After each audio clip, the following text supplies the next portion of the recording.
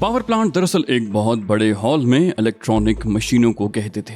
उस हॉल में बड़ी बड़ी मशीनें लगी हुई थीं जिन पर सैकड़ों साइंसदान दिन रात काम करते रहते। इन मशीनों का काम दरअसल ऐसी ताकत पैदा करना था जिससे ज़मानो मकान की दूरी खत्म हो जाए। ये मशीन दिन रात चलती रहती। इनसे एक नया जौहर जिसे लोग सोरिकियम कहते थे तैयार हो रहा था। ये जौहर एटम से भी करोड़ों गुना ज्यादा ताकतवर था और अगर वाकई ये जौहर काफी मिकदार में हो जाए तो इससे ऐसे ऐसे खतरनाक बम बनाए जा सकते थे जो हजम में सिर्फ एक छोटे से कैप्सूल के बराबर होते, लेकिन तबाही में हजारों बमों को पीछे छोड़ जाते। ऐसे जहाज तैयार हो सकते थे जिनकी रफ्तार का शायद कोई आम शख्स अंदाजा भी न कर सकता हो। गरज ये कि सैकड़ों तबाहकुन चीजें तैयार हो सकती थीं। इस जौहर का इल्म अभी बाकिया दुनिया वालों को नहीं था। ये दरअसल एक जर्मन साइंसदान का दरियाफ्त करदा जौहर था और उस पर पैसा माकाजोंगा ने लगाया था। अगर इस जौहर को इंसानी भलाई के कामों में लगाया जाता तो हकीकत में ये दुनिया एक जन्नत बन जाती। लेकिन इंसानी जहन हमेशा ज्यादा तखरीब की तरफ माइल रहता है। खूरेजी और जुल्म इंसान की हैवानी जबिल्लत को तस्कीन पहुंचाते हैं। इनसे भी ज्यादा एक और जज्बा है जिसने बनी नौ इंसान को अज़ल से लेकर आज तक चैन से नहीं बैठने दिया, और वो है आला इक़्तिदार हासिल करना। और यही जज्बा यहाँ काम कर रहा था। पावर प्लांट का हॉल फन्ने तामीर का नादिर तरीन शाहकार था। ये प्लांट करीबन 1 मील लंबा था और आधा मील चौड़ा। चूंकि ये तमाम हेडक्वार्टर जमीन दोस्त था इसलिए इतना बड़ा हॉल जमीन दोस्त तैयार कर लेना वाकई फन्ने तामीर का अजूबा था। बहरहाल उसकी हिफाजत के लिए इंतहाई पुरस्रार इंतजाम किया गया था। ऐसे इंतजामात को देखकर हर शख्स उसे नाकाबिले तस्खीर कहता था। उसमें बगैर इजाजत आदमी तो आदमी मक्खी भी दाखिल नहीं हो सकती थी। लेकिन कैप्टन शकील, सफदर और इमरान तीनों इस नाकाबिले तस्खीर चीज को तस्खीर करने चले थे। जूलिया को इमरान ने एक बिल्कुल अलहदा काम सुपुर्द कर दिया था। उसके जिम्मे इंतजामात करने थे जिनसे वो आसानी से यहाँ से फरार हो सकते थे। पावर प्लांट की हिफाजत के लिए सबसे मौसर किरदार एक मशीन अदा कर रही थी जो उस दरवाजे के बीच में लगी हुई थी। ये मशीन दरअसल एक छोटा सा पायदान था और उस पर से गुजरते हुए महसूस भी नहीं होता था कि हमें कोई चेक कर रहा था। ये मशीन गुजरते हुए इंसान के ख्यालात और तसव्वुरात को नुमायां कर देती थी, और अगर ख्यालात में जरा सी भी तब्दीली पाई जाती तो इंसान दूसरा कदम उठाने से पहले ही खत्म हो जाता था। हॉल की दीवारों को ऐसे मसाले से तैयार किया गया था जिसको नकब नहीं लगाई जा सकती थी। दरवाजे में ख्यालात पढ़ने की मशीन के अलावा चौखट में एक छोटा सा बल्ब भी हर वक्त जलता बुझता था। ये बल्ब दरअसल टेलीविजन कैमरे के लिए आंख का काम देता था। उसके नीचे से जो चीज भी गुजर जाती ये उसकी तस्वीर बनाकर एक और मशीन को भेज देता जो अपने रिकॉर्ड में उसकी तस्वीर को चेक करती है कि आया ये शख्स यहाँ काम करता है या नहीं। नए आदमी को काम देने से पहले इस आदमी की तस्वीर का रिकॉर्ड उस मशीन में जमा कराना पड़ता। चुनाचे तस्वीर मिलते ही ये मशीन एक लम्हे में रिकॉर्ड चेक कर लेती, और अगर ये आदमी गलत होता उस मशीन से एक लहर निकलती और वो शख्स जलकर राख हो जाता। चौखट से एक इंसान सही सलामत गुजर जाना एक मौजज़ा था। ये एक लंबी सी गैलरी थी। इसमें एक ऐसा निज़ाम तैयार किया गया था जिसके तहत इंसान का चलते चलते एक्सरे हो जाता था। उसके जिस्म के अंदरूनी हिस्सों, हड्डियों और हड्डियों के गूदे की तफसील मशीन निकाल लेती और फिर उन्हें अपने रिकॉर्ड से मिलाती। अगर सही होता तो इंसान भी महसूस न करता कि मौत उसके सर से गुजर चुकी है, और अगर जरा सा भी शक पड़ जाता तो इंसान मौत के करीब पहुंच जाता।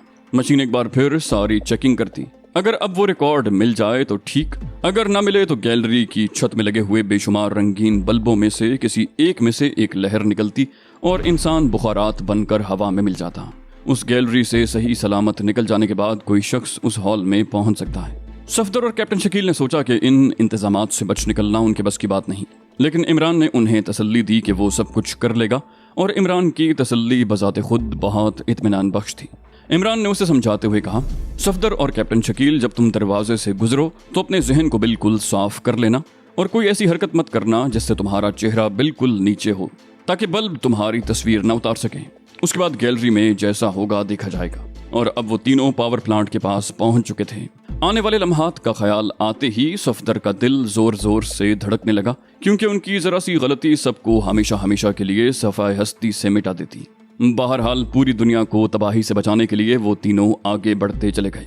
सबसे आगे आगे इमरान था, उसके बाद सफदर और आखिर में कैप्टन शकील। इन तीनों की जेबों में कोई बम या पिस्तौल नहीं था, क्योंकि इमरान के ख्याल में अगर उनकी जेब में ऐसी कोई चीज होती तो वो एक लम्हे में पकड़े जाते। अब दरवाजा बिल्कुल सामने आ गया था। छोटा सा दरवाजा था जिस पर की गई हसीन गुलकारी उसे बड़ा जाज़िबे नजर बना रही थी, लेकिन जाज़िबियत गलत आदमी के लिए मौत का पैगाम बन जाती। इमरान ने अपना पहला कदम कालीन पर रख दिया और फिर दूसरा कदम, और फिर वो सही सलामत कालीन को पार कर गया। अब सफदर की बारी थी। सफदर ने भी कालीन पर कदम रखते ही पूरी कुव्वत इरादी से अपने जहन को खाली कर दिया और फिर वो भी सही सलामत बाहर निकल आए। इसी तरह कैप्टन शकील भी पार हो गया। उन तीनों ने अपने मुंह नीचे किए हुए थे, इसलिए उनकी तस्वीर भी न खिंच सकी। अब सामने मौत की गैलरी थी।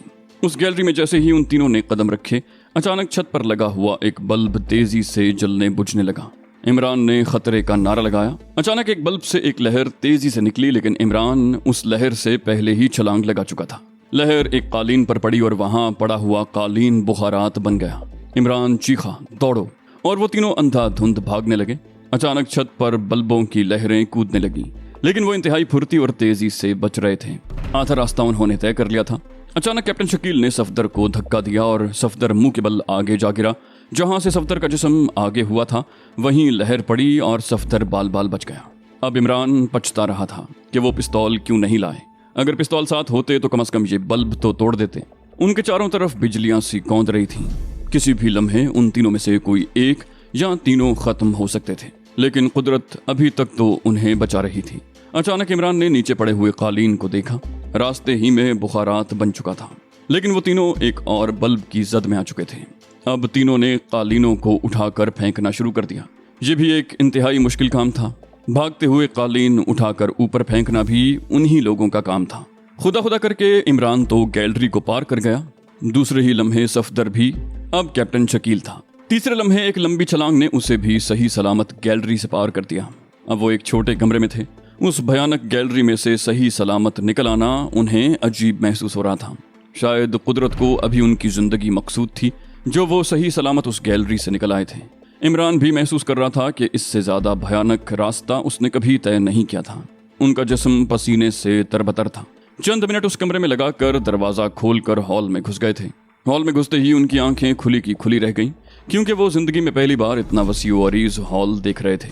हॉल में सैकड़ों की तादाद में अजीबोगरीब मशीनें लगी हुई थीं और हजारों आदमी वहां काम कर रहे थे।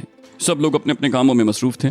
किसी ने भी उनकी तरफ आंख उठाकर भी न देखा, क्योंकि उनके तसव्वुर में भी नहीं आ सकता था कि कोई गलत शख्स भी दरवाजे और गैलरी को पार करके हॉल में दाखिल हो सकता है। इसलिए वो मुतमईन थे। ये तीनों उन मशीनों के पास से गुजरते चले गए। इमरान ने कैप्टन शकील को मखसूस इशारा किया और कैप्टन शकील ने कोने में लगी हुई एक मशीन का रुख किया। दूसरे ही लम्हे सफदर भी एक दूसरी मशीन की तरफ मुड़ गया। इमरान का रुख दरमियान में लगी हुई एक बहुत बड़ी मशीन की तरफ था। कैप्टन शकील ने जिस मशीन का रुख किया था वो एक छोटी सी मशीन थी जिस पर एक आदमी काम कर रहा था। वो मशीन के हैंडल को पकड़े सामने लगे हुए डायल को बगौर देख रहा था। थोड़ी देर डायल को देखने के बाद उसने हैंडल छोड़ दिया और इत्मीनान से पीछे की तरफ मुड़ा, लेकिन कैप्टन शकील ने इंतहाई फुर्ती से उसे मशीन की तरफ खींच लिया।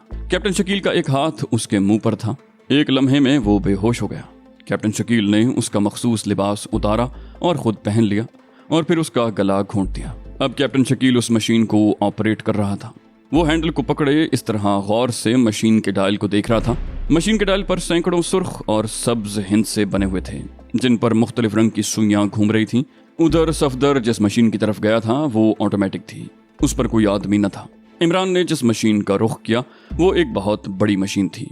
उस पर 10 आदमी काम कर रहे थे। इमरान ने कंधे पर हाथ मारा और वो जैसे ही पीछे मुड़ा, इमरान ने एक जोरदार मुक्का उसके मुंह पर मारा। वो चकराता हुआ नीचे जा गिरा। बाकी साथी शिशतर खड़े देखते रहे।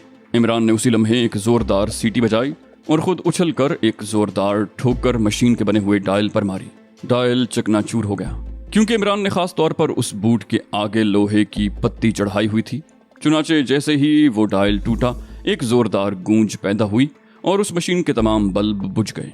उधर सफदर ने ऑटोमेटिक मशीन के मुख्तलिफ बटन दबा दिए और मशीन रुक गई। सफदर उसे रुका हुआ देखकर दूसरी मशीन की तरफ बढ़ा। अभी वो चंद ही कदम चला होगा कि पहली मशीन एक जोरदार धमाके से फट गई। सफदर इस बार भी बाल बाल बच गया। उधर कैप्टन शकील ने हैंडल को उल्टा घुमा दिया। एक जोरदार गूंज पैदा हुई। कैप्टन शकील भागकर उस मशीन से परे हट गया। वो मशीन भी गलत इस्तेमाल की वजह से फट गई। उस मशीन का फटना था कि सारे हॉल में जोरदार धमाके होने लगे और मुख्तलिफ मशीनें जोरदार धमाकों से फटने लगी। दरअसल कैप्टन शकील वाली मशीन गैस मशीन थी। उस मशीन से मखसूस गैस सारी मशीनों को जाती थी। हैंडल उल्टा घुमाने से गैस का दबाव हर मशीन में बढ़ गया और दबाव की वजह से मशीनें फटने लगीं। सारे हॉल में भगदड़ मच गई। काम करने वाले तमाम लोग गैलरी की तरफ भागे। इमरान, सफदर और कैप्टन शकील भी उनमें शामिल हो गए। जैसे ये तीनों गैलरी में पहुंचे, बल्बों से लहरें कूदने लगीं, लेकिन हर बार उनकी फुर्ती उन्हें बचा जाती और उनकी जगह कोई और शख्स उसकी जद में आ जाता। अभी उन्होंने आधी गैलरी पार की थी कि एक जोरदार धमाका हुआ। ऐसा महसूस हुआ जैसे जलजला गया हो। हर चीज जेरे जमीन होकर रह गई। तमाम लोग औंधे मुंह फर्श पर गिर पड़े। इमरान को शदीद झटका लगा, लेकिन उसने अपने औसान काबू रखे और वो तेजी से गैलरी पार कर गया। चंद ही लम्हों के बाद कैप्टन शकील और सफदर भी गैलरी को पार कर गए और तेजी से एक तरफ भागने लगे। अभी वो तीनों 10-12 कदम ही दूर गए थे कि एक और कान फाड़ धमाका हुआ, और इतना जोरदार धमाका हुआ कि पावर प्लांट के परखचे उड़ गए और इमरान, कैप्टन शकील और सफदर तीनों तेजी से उस कोठरी की तरफ भागे जा रहे थे जहां तनवीर, नाशाद और जोसेफ डायनामाइट लगाने के लिए बिल्कुल तैयार खड़े थे और उन्हें सिर्फ इमरान, कैप्टन शकील और सफदर का इंतजार था। उसी लम्हे चारों तरफ भगदड़ मच गई। लोग इधर से उधर और उधर से इधर भाग रहे थे। लोगों की समझ में नहीं आ रहा था कि ये क्या हो गया है। जूलिया को न्यूयॉर्क के साहिल से हेडक्वार्टर ले जाया गया था, जहां उस पर काफी सख्तियां करने के बावजूद उसका मुंह बंद रहा। फिर कैप्टन शकील ने उसे रिहा करके अपने साथ मिला लिया। पहले तो कैप्टन शकील को गद्दार समझकर उसे गुस्सा आ गया, लेकिन जब कैप्टन शकील ने उसे तमाम किस्सा सुनाया तो उसका गुस्सा जाता रहा। जिस दिन पावर प्लांट की तबाही का मंसूबा था, उस दिन जूलिया के जिम्मे हेडक्वार्टर से बाहर निकलने के इंतजामात थे। जूलिया ने उनके रनवे का पता चला लिया, चुनाचे वो सीधी रनवे गई। उसने 4-5 हेलीकॉप्टर खड़े देखे। ये तमाम रनवे अंडरग्राउंड था। कंट्रोल रूम में बटन दबाने से ऊपर की छत एक तरफ हो जाती और तैयारे और हेलीकॉप्टर आसानी से बाहर परवाज कर जाते। अब मसला था ऐसे इंतजामात करने का कि फौरन एक हेलीकॉप्टर और कंट्रोल रूम पर कब्जा कर लिया जाता। चुनाचे वो सीधी कंट्रोल रूम में चली गई। कंट्रोल रूम ऑफिसर ने उसे देखते हुए कहा, हेलो जूलिया, इधर कैसे भूल गई? क्योंकि कैप्टन शकील के साथ रहने से सब लोग उसे अच्छी तरह जान गए थे। जूलिया ने कहा, वैसे ही सैर करने आई थी।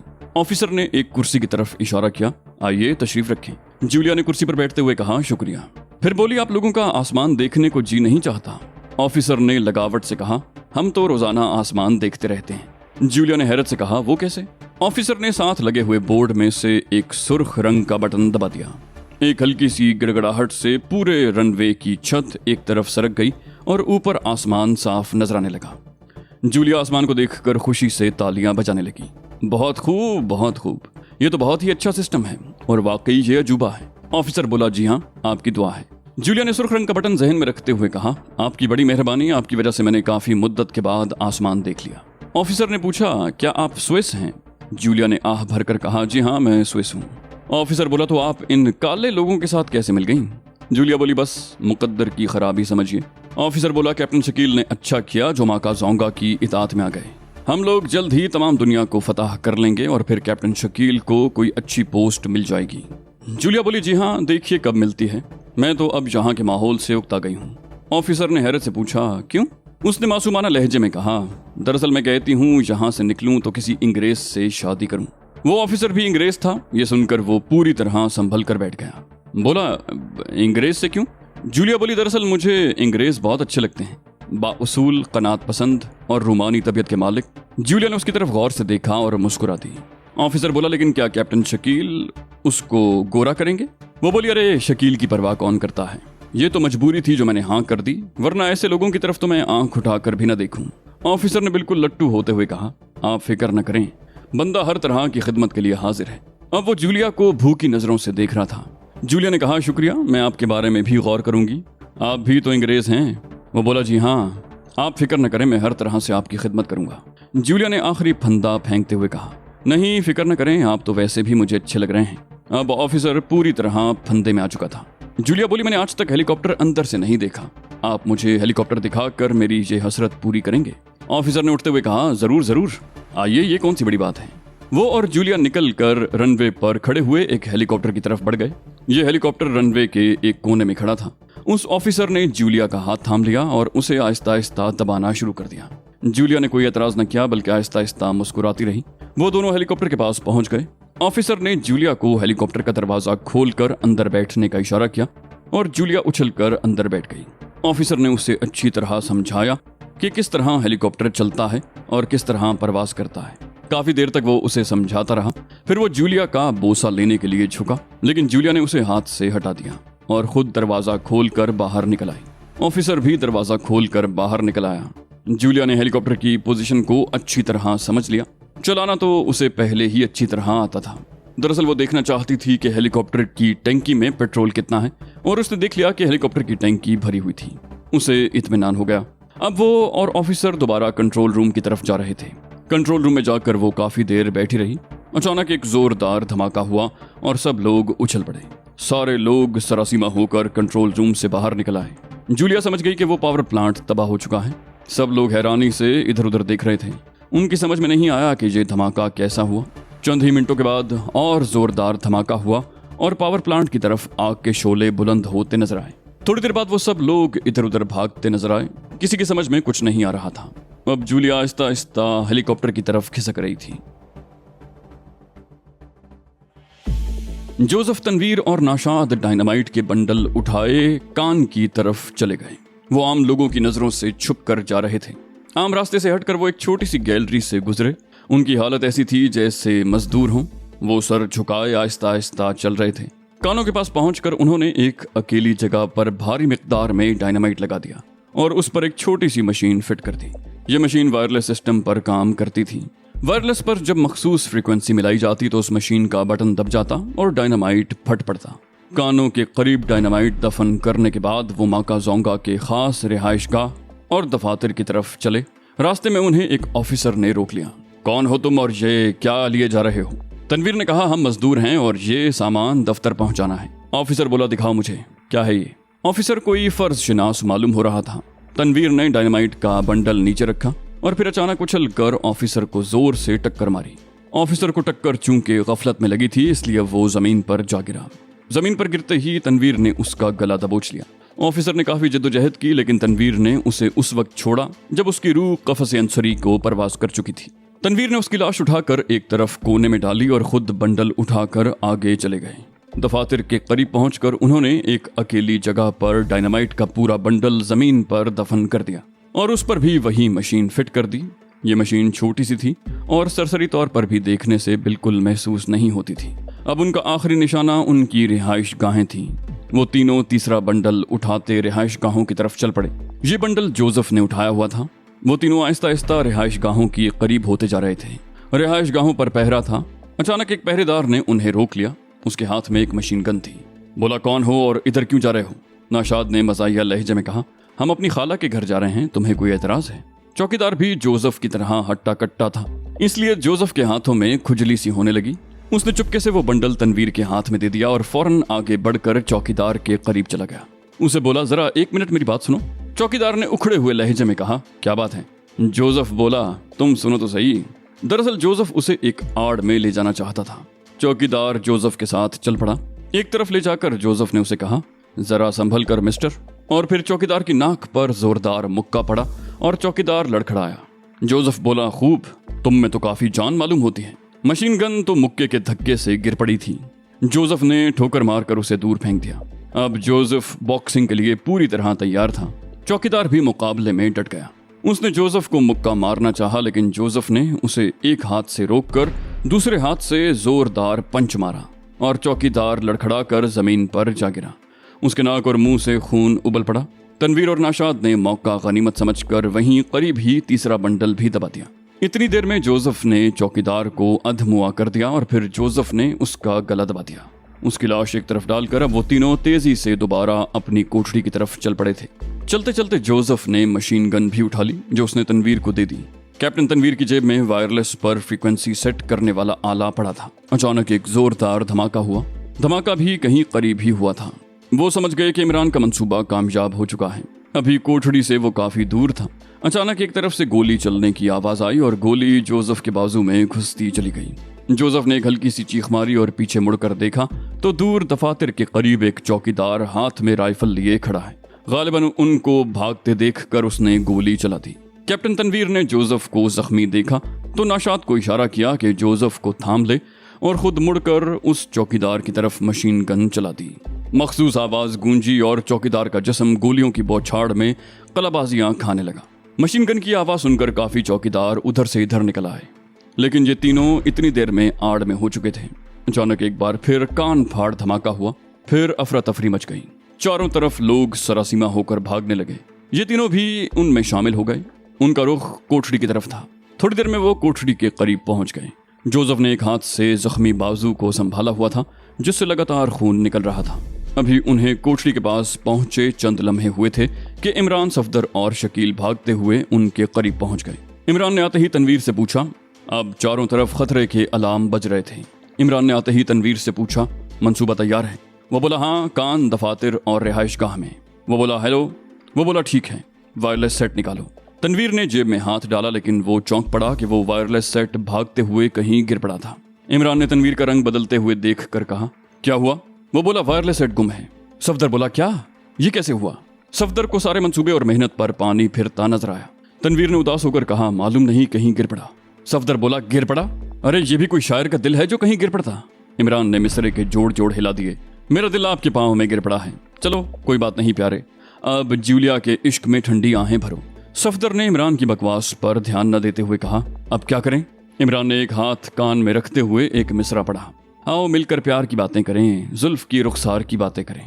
सबके इस बेवक्त रागनी पर मुंह बन गए।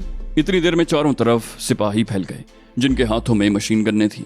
उन्होंने नाकाबंदी कर ली थी और अब वो मुश्तबा अफराद को ढूंढ रहे थे। सफदर बोला, जाओ तनवीर, उसी रास्ते वापस जाओ और वायरलेस सेट ढूंढ कर रनवे की तरफ हमें आकर मिलना। तनवीर अभी मुड़ा ही था कि एक शख्स तेज तेज कदम उठाता पास से गुजरा। उसने जाते जाते वायरलेस सेट इमरान के हाथ पर रख दिया और बोला, रनवे X2। ये यकीनन X2 की आवाज थी। अगले ही लम्हे वो एक गैलरी में मुड़ गए थे। X2 को यूं आजादी से माकाज़ोंगा के हेडक्वार्टर में चलते फिरते देखकर सफदर, नाशाद और तनवीर हैरान रह गए, लेकिन जल्दी ही वो संभल गए क्योंकि अब एक एक लम्हा कीमती था। वो फौरन रनवे की तरफ चले, लेकिन अब रनवे तक पहुंचना बहुत मुश्किल था। चारों तरफ नाकाबंदी कर दी गई थी और हर आदमी को रोककर उसकी तलाशी ली जा रही थी, चाहे वो अफसर हो या आम मजदूर। इमरान ने तनवीर से मशीन गन ली और उन्हें इशारा किया कि वो उससे अलहदा होकर चलें और सीधे रनवे पहुंचे। वहां जूलिया ने कोई ना कोई इंतजाम किया होगा। वो सब आगे बढ़े तो चौकीदारों ने उन्हें रोकना चाहा, लेकिन मशीन गन की मखसूस आवाज गूंजी और चौकीदार सीने पर हाथ रखे जमीन पर तड़पने लगे। भागते भागते उन्होंने भी चौकीदारों के हाथों से मशीन गन्नें ले ली। अब बाकी चौकीदारों ने मोर्चे संभाल लिए। यहाँ भी सफदर मशीन गन लिए एक तरफ खड़ा हो गया। उसने चौकीदारों के जवाब में फायरिंग कर दी। अब चौकीदारों पर दो तरफ से फायरिंग हो रही थी और बाकी लोग दूसरी गैलरी से छुपकर रनवे की तरफ बढ़ रहे थे। अचानक इमरान की तरफ से एक जोरदार चीख बुलंद हुई और फायरिंग बंद हो गई। सफदर समझ गया कि इमरान ने दरअसल चाल चली है। उसने और भी ज्यादा शिद्दत से फायरिंग शुरू कर दी। थोड़ी देर में उसके पास राउंड खत्म हो गए। अब उसने मशीन गन फेंकी और एक तरफ भागा, लेकिन मोड़ मुड़ते ही तीनों आदमियों ने उसे अपने शिकंजे में कस लिया। लेकिन सफदर तीन आदमियों के बस का नहीं था। चुनाचे अपनी कोहनी एक की पसलियों में इतने जोर से मारी कि वो चीख मार कर जमीन पर बैठ गया। दूसरे पर लात चली, तीसरे को टक्कर और फिर वो तीनों जमीन पर पड़े तड़प रहे थे और सफदर आगे भाग रहा था। अंधाधुंध मुख्तलिफ मोड़ मुड़ता गया। आगे अचानक उसे महसूस हुआ कि आगे रास्ता बंद है। वो साइड में मुड़ गया। उसे वही असलहा खाना नजर आया जहां से उन्होंने डायनामाइट, वायरलेस सेट और डायनामाइट पर लगाने वाली मशीन उठाई थी। इस बार साथ ही पावर प्लांट फटने से उसकी दीवारें टूट गई थीं और असलहा हर तरफ बिखरा पड़ा था। सफदर जल्दी से एक बड़े सुराख से अंदर चला गया। उसने डायनामाइट के 3 बंडल उठाए, उन्हें खाली पेटियों के ढेर के पीछे रख दिए और उन पर मशीन फिट कर दी। बाकी असलहे में से एक मशीन गन उठाकर उसने हाथ में ले ली। 10 दस्ती बम उसने अपनी जेब में डाल दिए और फिर रनवे की तरफ चल पड़ा। अब असलहा खाने से उसे रास्ता आता था। चुनाचे वो छुपता छुपाता रनवे के करीब पहुंच गया। रनवे पर पहरा लगा हुआ था। टीम के बाकी मेंबरान और इमरान उसे कहीं भी नजर न आए। अचानक उसे जूलिया नजर आ गई, जो एक हेलीकॉप्टर के पास खड़ी थी और हैरान नजरों से चारों तरफ देख रही थी। अफरा तफरी में किसी की नजर उस पर न पड़ी। सफदर ने तेजी से रनवे की सड़क पार की और छुपता छुपाता उस हेलीकॉप्टर की तरफ खिसकने लगा जिसके करीब जूलिया खड़ी थी। जैसे ही वो जूलिया के करीब पहुंचा, जूलिया ने उसे देख लिया। उसके चेहरे पर खुशी की लहर दौड़ गई क्योंकि उस वक्त हालात इतने नाजुक थे। सफदर ने उसके हाथ में चुपके से एक दस्ती बम दे दिया और खुद साथ ही एक ट्रक नुमा गाड़ी के पीछे गया। थोड़ी देर में कैप्टन शकील, तनवीर, नाशाद और जोसेफ भी पहुंच गए। जोसेफ का खून बहना खुद ब खुद बंद हो गया था। जूलिया ने सफदर से कहा, सफदर तुम कंट्रोल रूम में जाओ और सामने लगे हुए बोर्ड में सुर्ख रंग का बटन दबा दो। सफदर आहिस्ता आहिस्ता चलता हुआ कंट्रोल रूम में चला गया। चौकीदार ने उसे रोकना चाहा, लेकिन चौकीदार को परे हटाकर वो सीधा ऑफिसर के पास पहुंच गया। उधर जूलिया ने सबको हेलीकॉप्टर में बैठने का इशारा किया। वो एक एक करके हेलीकॉप्टर में बैठ गए। अभी वो अच्छी तरह बैठे भी न थे कि चौकीदारों की नजर पड़ गई। उन्होंने हेलीकॉप्टर पर गोलियां बरसानी शुरू कर दी। जूलिया बड़ी घबराई। सफदर ऑफिसर के नजदीक जाकर सीधा बोर्ड की तरफ बढ़ गया और 1 सेकंड के बाद उसने सबके दरमियान लगे हुए सुर्ख रंग के बटन को दबा दिया। हल्की सी गड़गड़ाहट हुई और रनवे पर लगी हुई छत एक तरफ हट गई। सफदर ने यह सब कुछ इतनी तेजी से किया था कि सब हैरान बैठे के बैठे रह गए। सफदर फौरन वापसी के लिए मुड़ा। जब वो दरवाजे के करीब पहुंचा तो सबको होश आया। वो उसे पकड़ने के लिए दौड़े, लेकिन सफदर ने दस्ती बम एन खींच कर कंट्रोल रूम में फेंक दिया और खुद बाहर निकल गया। एक जोरदार धमाका हुआ और कंट्रोल रूम के परखचे उड़ गए। उधर जैसे ही छत हटी, जूलिया ने हेलीकॉप्टर उड़ा दिया, क्योंकि दुश्मन चारों तरफ से हेलीकॉप्टर को घेरा दे रहा था। अब टीम में सफदर और इमरान बाकी रह गए थे। एक एक मिनट कीमती था। जूलिया ने हेलीकॉप्टर को आहिस्ता से ऊंचा किया। इतनी देर में सफदर करीब पहुंच चुका था। उसने दौड़कर उड़ते हुए हेलीकॉप्टर को पकड़ लिया। अब वो हेलीकॉप्टर के नीचे लटक रहा था। अभी उसके पर जमीन से 2-3 फुट ही ऊंचे उठे कि हेलीकॉप्टर को जोरदार झटका लगा और सफदर के हाथ छूट गए। वो धड़ाम से जमीन पर आ गिरा। दरअसल जूलिया जल्दी से हेलीकॉप्टर को कंट्रोल न कर सकी थी, इसलिए झटका लगा था। सफदर जमीन पर गिरते ही उठ खड़ा हुआ, लेकिन चारों तरफ से दुश्मन ने उसे घेर लिया। लेकिन सफदर ने दस्ती बम निकाल कर चारों तरफ फेंक दिए। जोरदार धमाके हुए और दुश्मन के सिपाहियों के परखचे उड़ गए। हेलीकॉप्टर अब काफी ऊंचा उठ चुका था। इमरान का अभी तक कोई पता न था। अचानक एक तरफ से इमरान एक आदमी को उठाए हुए आता नजर आया। इमरान का जिस्म जख्मी था, चेहरे पर खराशें थीं। जिस आदमी को उसने अपनी कमर पर लाद रखा था वो बेहोश मालूम होता था। इमरान के पीछे एक और कद आदम भरे हुए जिस्म वाला शख्स भी दौड़ता हुआ नजर आया। उसने भी एक भारी भरकम शख्स को कमर पर लादा हुआ था। जूलिया का हेलीकॉप्टर काफी ऊंचा उठ गया था। चुनाचे अब वो एक और हेलीकॉप्टर की तरफ लपके, लेकिन दुश्मन के सिपाहियों ने एक बार फिर चारों तरफ से उन पर हमला कर दिया। इमरान और उस दूसरे शख्स को जैसे सफदर पहचान गया कि ये वही शख्स है जिसने उन्हें वायरलेस सेट दिया था और जो यकीनन X2 है। उन्होंने अपनी कमर पर लादे हुए आदमियों को जोर से जमीन पर पटका और दुश्मन से दस्त बदस्त लड़ने लगे। इमरान के जौहर देखने के काबिल थे। जख्मी होने के बावजूद भी वो बेइंतहा फुर्ती से लड़ रहा था। उधर X2 के जोरदार मुक्कों ने हशर बर्पा कर दिया।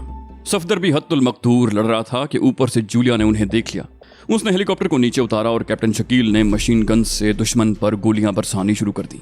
हालांकि सफदर, इमरान और X2 भी लड़ाई में शामिल थे, लेकिन कैप्टन शकील का निशाना इतना सही था कि मजाल कि कोई गोली उनको लगती। फायरिंग से आने वाले घबरा कर इधर से उधर भागे। जूलिया ने हेलीकॉप्टर वापस उतारा और सफदर, X2 और इमरान ने 2 आदमियों को उठाकर हेलीकॉप्टर में फेंका, फिर खुद भी सवार हो गए। अब हेलीकॉप्टर दोबारा उठने लगा था।